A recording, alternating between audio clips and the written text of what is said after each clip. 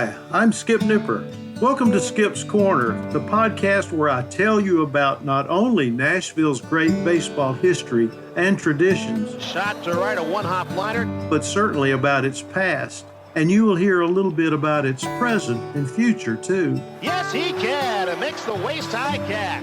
There are great stories about Tom Wilson Park, Herschel Greer Stadium, Sulphur Dell, and the players, coaches, and fans who love everything about baseball. And every once in a while, you will get to hear from a special guest who will share their fondness and even passion for the great game. The high fly ball down the right field corner, going way back, hits a lead-off home run. The day after Easter, today is April 1st. And April 1st marks a day of notoriety all on its own, doesn't it? If you have had fun with it, or been the butt of a joke, or if you have made a family member mad, it's a fun day, but only in most cases, because unless it's taken to an extreme, well, I don't forgive that. But April Fools, for whatever it means, can be fun. I remember our grandfather playing tricks on us and others. And one of the things he did was he would put a spool of thread in his suit jacket pocket.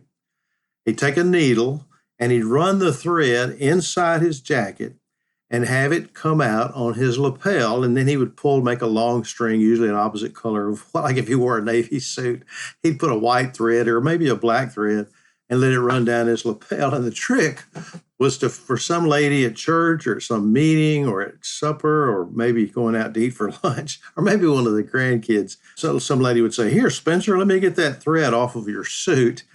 And everyone got a kick out of how long the thread was when they would keep pulling it. Of course, Granddaddy got the biggest kick out of it. And the lady or the other person feeling embarrassed when he would politely say, "April Fools." And I guess no matter what kind of tricks you play, you had to say April Fools because you had to make people understand what day it was and for whatever reason the tradition is. My wife tells me that she and her sisters never really understood about April Fool's Day because their father was always playing tricks on them year-round when they were growing up. Common prank I've heard of is to remove the cream from an Oreo and replace it with toothpaste. Now, my wife loves Oreos, and I would never do that to her. There would be hell to pay if I did that. But I have, sadly, either replaced sugar with salt or vice versa. And of course, the grade school lunchroom prank of unscrewing the salt shaker top and leaving just enough grip so that when a classmate took it and shook what they thought would salt their food, ending up dumping the contents, including the top, in their plate of food. Well, that was funny for us, but not so funny for the person who had a plate full of salt on their lunch for the day. But seriously, all kidding aside, getting back to baseball, Nashville baseball clubs often played on April 1, and that's no joke. For example, on April the 1st of 1885, just 2 weeks before the inaugural Southern League games were played on April the 15th, that was opening day for that new venture, and the Nashville Americans topped a visiting team from Cleveland by a score of 15-7. And this new game that was in town drew 1,500 fans to Athletic Park, which would later become Sulphur Dell. An event that may involve a potential relative in 1914 on April the 1st, baseball star Rube Waddell, weakened by a heroic effort to help contain a winter flood in Kentucky, died at the age of 37 of tuberculosis in San Antonio in a sanitarium there. Now, our grandfather, the one who played the prank with the thread on his lapel, Jack Waddell, used to tell us we were related to the Hall of Famer. Now, I've not been able to identify that specifically, but the last names are the same.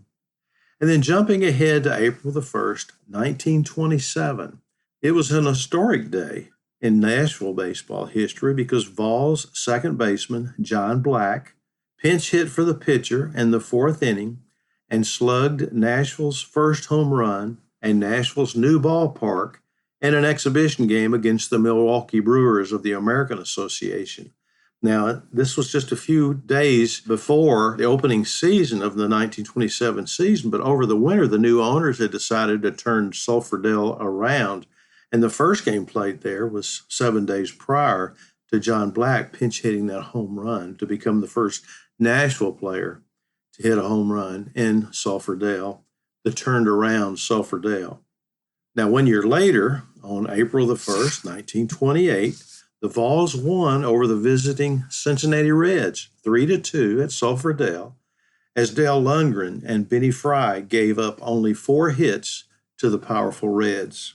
Jump ahead a little bit, almost 30 years, not quite, but on April the 1st, 1956, it was a special day for Nashville baseball. Not for a game being played, but Nashville Vols management had made many improvements to aging Sulphurdale, and they were very proud of these improvements, including altering the playing field a little bit. And they held an open house at the renovated ballpark on an Easter Sunday, April the 1st, 1956. It was held in the afternoon between 2 and 5 o'clock, just in time for you to get home from church and have supper, be at the ballpark at 2. If you wanted to stick around till 5, you had time to get back for Bible study at church on Sunday evening. But the event brought 2,924 curious onlookers to the ballpark. And of course, not wasting a day, ticket sales began the next day on April the 2nd. And on April the 1st, 1970, the Milwaukee Brewers Baseball Club, headed by Bud Selig, who would later become commissioner of Major League Baseball, purchased the Seattle Pilots for $10,800,000. Now, Seattle was an expansion team the previous year, 1969, and they lasted only one season. And after the purchase on April the 1st, just like when they had that open house at Sulphurdale, Brewers tickets for the season went on sale the next day. Now, I'm not getting away from games, but April 1 is the birth date of a former Nashville Vols player and a fan favorite too, Rod Keneal, who was born in 1934. And in 1939, April the 1st, another Hall of Famer, Phil Niekro, was born. Rusty Staub, another who many consider should be in the Hall of Fame, was born 5 years later in 1944. And finally, and sadly, in 1996, National League umpire John McSherry collapsed and died behind home plate 7 pitches into the season opener between Cincinnati and Montreal.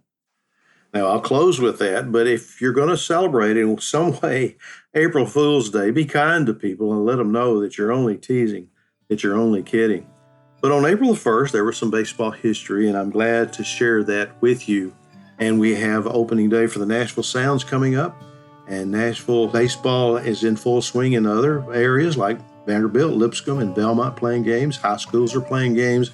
And there's plenty of things going on at different ballparks around the city, in Little League, youth leagues, and other areas.